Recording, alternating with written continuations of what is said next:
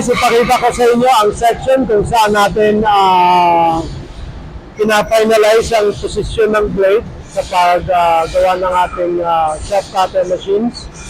So ito po, na-assemble na natin ang blades.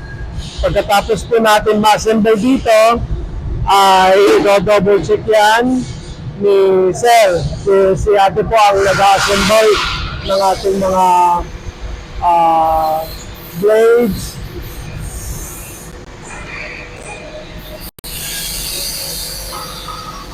Yan, nagkakabit ng rollers natin sa gilid.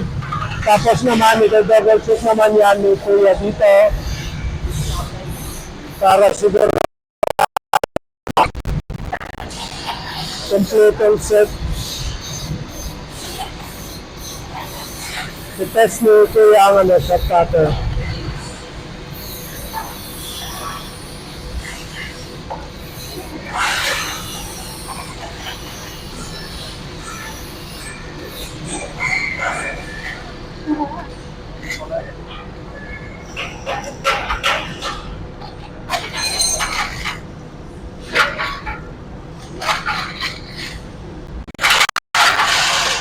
Isa-isa, test yan isa-isa. Pag okay na, good na. So, mano-mano natin ito test.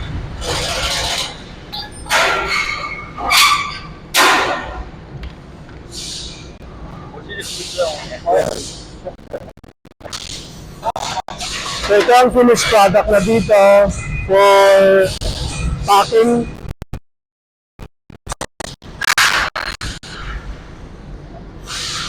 Okay na.